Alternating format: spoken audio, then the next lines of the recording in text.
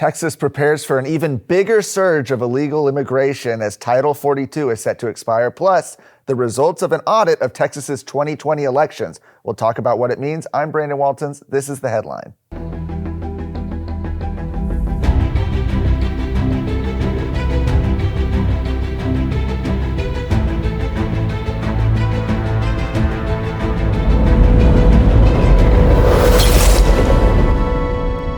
With Title 42 set to expire, all eyes are on the southern border, especially right here in Texas, as illegal immigration has surged to all-time highs since President Joe Biden took office. Here to talk about that, we have the president of Texans for Strong Borders, Chris Russo. Chris, thank you so much for joining. Thanks for having me on this morning, Brandon. So we've had a little bit of limbo because we had Title 42, which was, of course, the Trump era immigration policy that was set to expire. Looks like a judge might, it's a little bit in limbo right now as to how long it'll take for that to expire, but it looks like that's coming to an end. And y'all have put out a pretty strong statement saying that this could be pretty disastrous, especially in Texas. Yes. Since the beginning of the Biden administration, Title 42 has been responsible for around 40% of the expulsions that we've seen of the people that have come in to the country illegally. And if that goes away, then basically everyone who would come in would be processed under Title 8, which is nominal federal immigration law. Mm-hmm. And unfortunately, the federal government has not been very swift or diligent about deporting people under Title 8. Uh-huh. And what exactly is, because we hear a lot about it in the news, but I think it's important for you, what exactly is Title 42? So Title 42 is a public health ordinance that basically says that if people cross the border illegally, they're apprehended and they come from a COVID-affected area, then they don't need to be processed through federal immigration law. They can be expelled or denied entry into the country without going through that legal process. And so it leads to swifter deportations.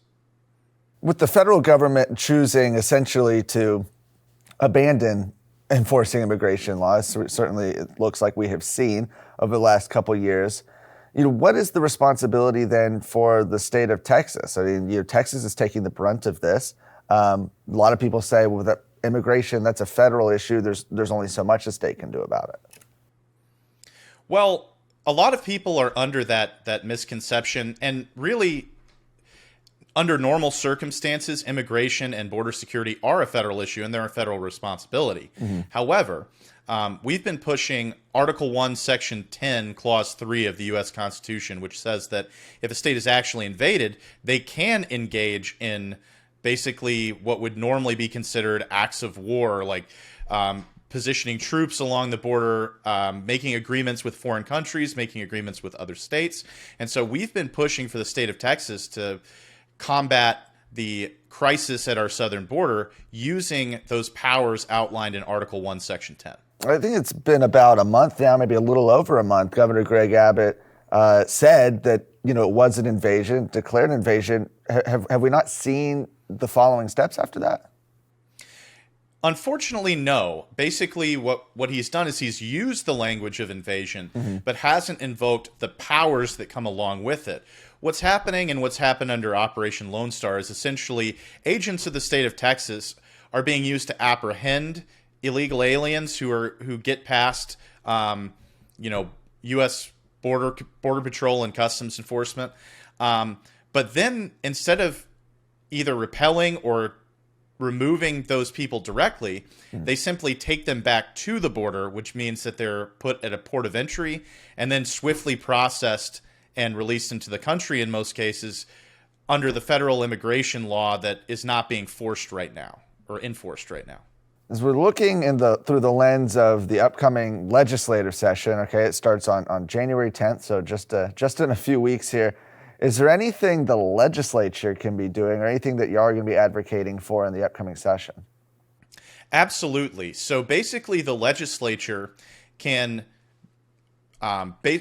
force the governor or ask the governor to treat this as a full invasion by putting riders in the budget, by actually not only having resolutions passed to say, okay, what's going on is an invasion and it should be combated as such, but we're actually allocating resources from the state budget to directly go and combat this invasion. And so that would basically force Governor Abbott's hand. And we've seen some willingness to do that. So we're hopeful that that can get done this session. And if people want to join that cause, want to follow your organization, where can they do that? So our website is strongborders.org. You can sign up for our email list for updates and legislative action calls. If there's legislation up, you can also follow us on all social media at StrongBordersTX. At StrongBordersTX. Chris, thank you so much. Thank you, Brandon. Well, finally, we have the results of the election audit of the 2020 election from the Texas Secretary of State office. They audited 4 counties across the state. Here to talk about what we found out this week, we have Erin Anderson. Erin, this election audit looked at 4 counties, Collin County, Tarrant County, Dallas County, and Harris County, looked at their elections. What did we find out? What was the good? What was the bad? Well, what we found out, Brandon, is what we've known, I think, before even the audit, is that there's a big difference in how some counties run their elections as opposed to other counties. It turned out that the 2 largest Republican counties that were looked at, which was Collin and Tarrant, had a pretty smooth, error-free election. In fact, Collin County was singled out as being the model for running elections in the state of Texas. Whereas we had the 2 largest Democrat counties, Harris and Dallas County, not faring nearly as well, having a number of mistakes, issues, unreconciled ballot counts. And remember, this is looking back at 2020. We are just now getting the full report on 2020, and due in large part to the fact that Harris County has been such a mess, has gone through multiple elections administrators since 2020, and was pretty uncooperative or in some cases unable to produce the records that the Secretary of State's auditors asked for. Well, and even since then, we've had another election, and we know that Harris County doesn't seem to have improved on this front anyways. But what were the specific problems that happened in Harris County? Well, Harris County had the longest list of issues, and the report is well over 300 pages. So people who are really interested in the nuts and bolts can dig through that report and see all the documents they reviewed, all the complaints that were had. Harris County's biggest problem was an inability to account for their what they call mobile ballot boxes, the electronic vote tallies that are gathered from the tabulation machines at each polling place. So they had well over 100,000 votes were on electronic media that had either no chain of custody documentation and incomplete records about how these things were even created and formatted. So some big questions going on there. And people may recall that Harris County in 2020 invented what they called drive-through voting.